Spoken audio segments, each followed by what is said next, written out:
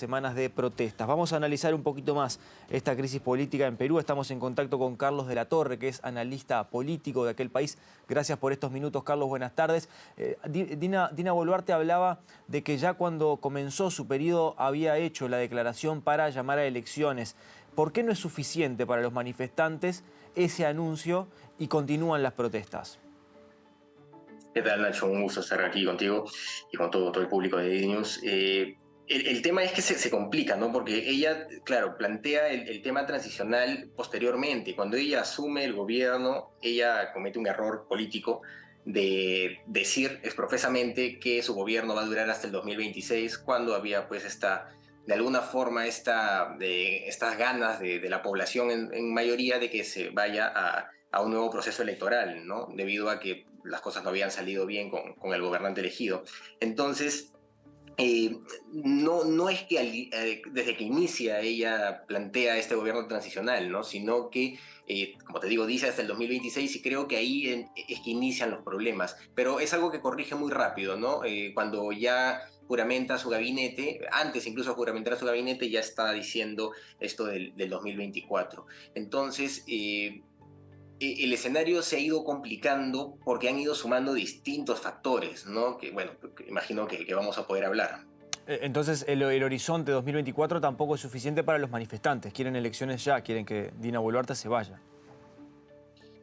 Claro, hay un planteamiento desde los que están manifestándose que quieren eso, ¿no? Pero va más allá porque el planteamiento implica algunas cosas muy puntuales. Hay exigencias políticas que no tienen sentido en un Estado de Derecho, ¿no? Por ejemplo, dicen, tiene que renunciar la presidenta, que, bueno, es constitucional, ella ya lo ha explicado y eso es cierto, es legal, eh, pero además dicen, sin embargo, además tendría que renunciar el presidente del Congreso, porque no vamos a aceptar que el presidente del Congreso actual sea el presidente. Entonces, ya estamos hablando, me parece a mí, de otra cosa, porque claro, si el problema fuera Dina Boluarte como figura política, pues debería ser algo normal que se priorice el avanzar por la línea constitucional. Sin embargo, quienes están protestando en una medida importante lo que quieren es replantear algo, ¿no? O plantear a alguien, tal vez, eso es lo que no queda del todo claro. Piden que se vaya y prácticamente amenazan diciendo que si no es alguien que les guste,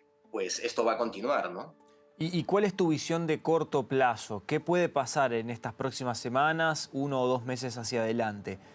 ¿Se van a terminar estas protestas? ¿Se están apaciguando? ¿El gobierno las está controlando? ¿O por el contrario, cobran cada vez más intensidad y se le va de las manos la situación al gobierno de Boluarte? Me da la impresión de que se le vaya de las manos es muy difícil, ¿no? Entre las probabilidades dentro de los sistemas democráticos, la posibilidad de que el sistema aguante es lo más probable y que no aguante es lo menos probable, ¿no? Entonces, en ese marco teórico es difícil que el Estado no aguante, no tenga los recursos para poder enfrentar esto. Definitivamente, hoy día, por ejemplo, tenemos 90 bloqueos, han ido subiendo y bajando día tras día.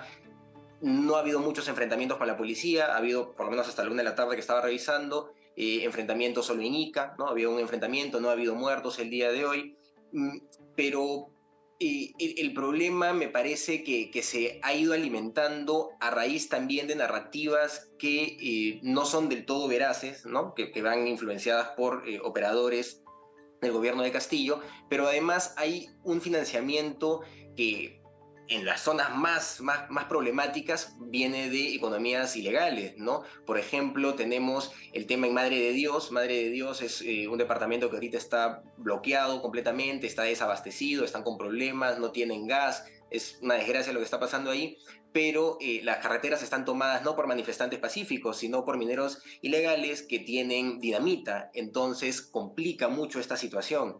Y eso vemos también en La Joya, por ejemplo, en Arequipa, y en Ica, en donde también encontramos un tipo de violencia mucho más, o un tipo de protesta mucho más violenta. ¿Y la presencia del Estado Entonces, en esos lugares, en esas regiones, es nula? ¿Cómo la definirías? eh, hay presencia del Estado, pero el problema es que no se puede porque es demasiado espacio y estamos hablando de selva, por ejemplo, en Madre de Dios, entonces se desbloquea un pedazo e inmediatamente vuelven a bloquearlo, bloquean un poquito más allá. Lo que se está intentando hacer es resguardar a la población principalmente, sin embargo el desabastecimiento es lo que está golpeando. Entonces, lo que estamos enfrentando es un poco más complejo, ¿no? También se ha vinculado a narrativas que tienen años en el Perú. Hay todo un tema de reivindicación étnica también que se ha sumado a esto y que está siendo aprovechado por quienes manejan una narrativa, pues, de azuzar, ¿no?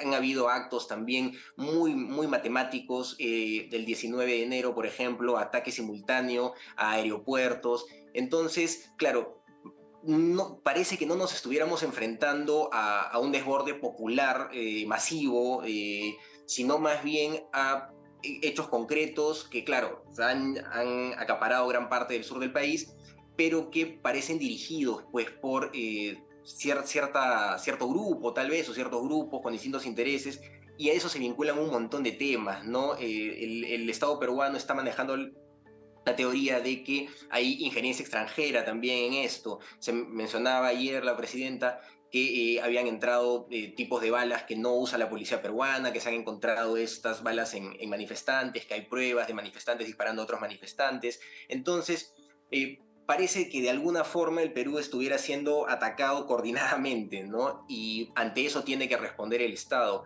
Lamentablemente en este contexto se han dado muerte de compatriotas. Sin embargo, claro, es difícil entender este tema porque la muerte es algo irreversible y es algo muy delicado, pero se han dado en contextos básicamente muy específicos. Si no se han dado en esos contextos, obviamente van a ser investigados y sancionados, es lo que yo creo, porque creo que existe un Estado de Derecho en el Perú y se va a mantener, pero por ejemplo, muchos de los muertos se han dado en casos de ataques a aeropuertos, que son infraestructura vital del Estado y que, pues, en esas condiciones es relativamente normal, por así decirlo, que las fuerzas del orden repriman, pues, con violencia, Claro, ¿no? lo que Cuando vos están decís atacando es, infraestructura nadie puede vital, ¿no? pretender atacar un aeropuerto y no recibir a cambio todo el fuego de las fuerzas de seguridad.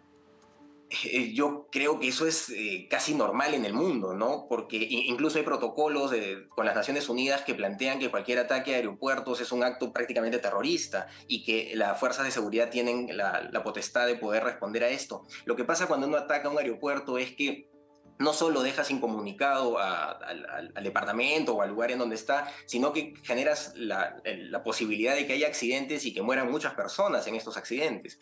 Así que hay una respuesta del Estado que, claro, desde una óptica, desde una posición se ve desproporcionada, ¿no? De quienes están manifestando van a decir eso. Sin embargo, dentro del marco ya legal parece pues que esto respondiera a patrones más bien de protocolos, ¿no? De protocolos de respuesta ante estas circunstancias. Carlos, brevísimo en el final, por favor. ¿Qué pasa con el resto de Perú? ¿Con la actividad económica, con la vida social? ¿Está totalmente en suspenso por estas imágenes que vemos nosotros y que nos llegan acá y que son impactantes? ¿O hay una parte que sigue andando?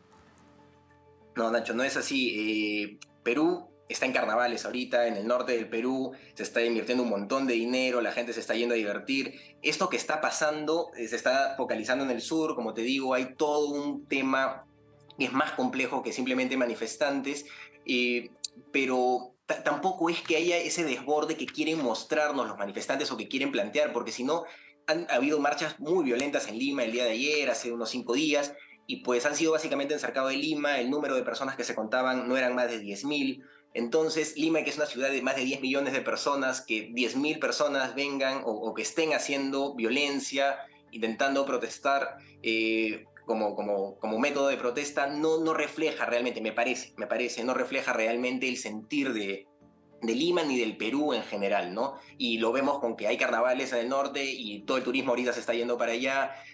Hace poco Cajamarca empezó su carnaval y hay imágenes impresionantes de los periódicos, ¿no? De miles de personas siendo bañadas por una manguera. Entonces, este tema es un tema bastante complejo que el Estado tengo fe en que va a poder O resolverlo. sea que conviven dos realidades totalmente distintas en Perú hoy en día. ¿Qué te generó, te sorprendió lo que pasó en la CELAC, esa declaración final, el cuestionamiento de la canciller peruana, el posicionamiento de los países de la región, o es parte de todo lo que está atrás y es lo que estás intentando explicarnos de lo que está pasando en Perú y cómo cada uno va a intentar Sí, usarlo a su favor?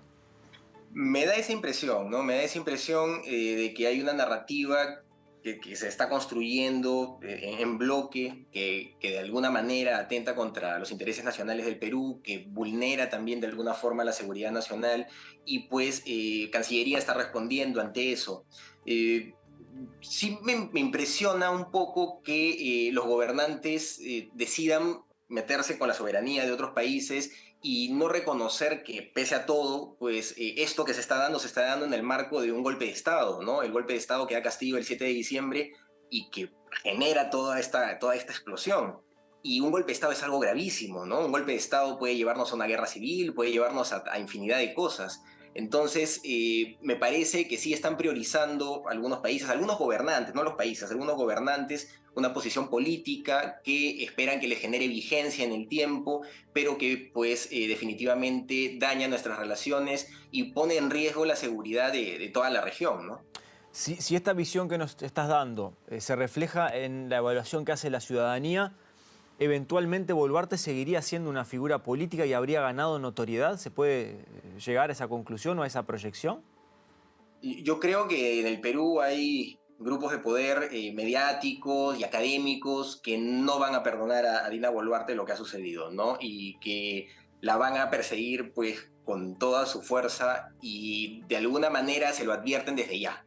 Entonces, tal vez pueda intentar en algunos años hacer vida política, pero creo que la va a tener muy difícil porque, como te comento, hay grupos muy poderosos mediáticamente, políticamente, que le van a hacer la guerra y que incluso pues la comparan con Fujimori hoy en día, ¿no?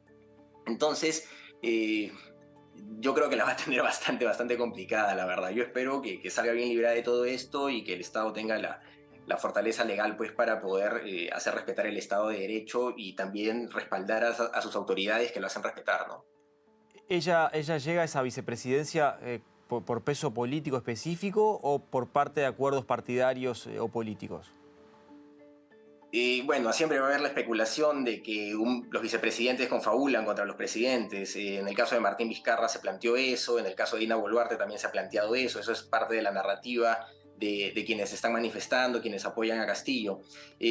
Pero lo que sucede, yo siempre lo defiendo, o sea, este punto, ¿no? Que Castillo no puede dar su golpe o da su golpe y le falla por dos temas fundamentales. Primero, que, bueno, pues nuestras Fuerzas Armadas y Fuerzas Policiales son maduras, ¿no? O han demostrado madurez, parece que hubieran aprendido en el tiempo de los errores del pasado y eso es algo positivo y algo loable para el sistema democrático, pero además que me da la impresión, y eso le parece también a otros amigos analistas cuando lo conversamos, que Castillo ponía en riesgo la seguridad nacional, ¿no? Temas de filtración de información, estamos prácticamente seguros de que ha habido, por lo menos a Bolivia, en el contexto pues, de que Evo Morales le fungía de asesor. Hay personas que no han debido estar en puestos clave en el servicio de inteligencia, en el Ministerio de Defensa. Entonces, me da la impresión de que de alguna forma, si no hubo el respaldo al golpe de Estado de Castillo de parte de las fuerzas del orden, se debe también a eso, ¿no? Que ponía en riesgo la seguridad nacional, el sistema democrático peruano, el Estado de Derecho que se viene construyendo en los últimos 20 años y pues en esta madurez institucional que han tenido todas las instituciones, no solo las Fuerzas Armadas, ¿no? Porque la confrontación contra Castillo fue institucional, fue la Fiscalía, el Poder Judicial, Defensoría del Pueblo, incluso el Congreso, todas las instituciones democráticas se enfrentaron al poder de turno porque estaba vulnerando la seguridad nacional, estaba poniendo en riesgo el Estado de Derecho democrático peruano moderno. Entonces, y lo vemos ahorita, ¿no? O sea, lo vemos ahorita, luego del golpe de Estado, él combina a las Fuerzas Armadas que le hagan caso y combina también a estos grupos, a comunidades, a ronderos, etcétera, que se levanten y que lo apoyen, ¿no? Y de alguna forma es lo que estamos viendo. Entonces, creo que hay ese crecimiento institucional en el Perú que yo creo, la verdad, yo sí lo creo, que nos va a llevar a buen puerto, ¿no? Nos va a poder hacer que resistamos este embate desestabilizador que estamos viviendo. Bien, Carlos de la Torre, analista político, muchas gracias por estos minutos con Niños, muy amable. Gracias, Nacho. Hasta luego, nos vemos.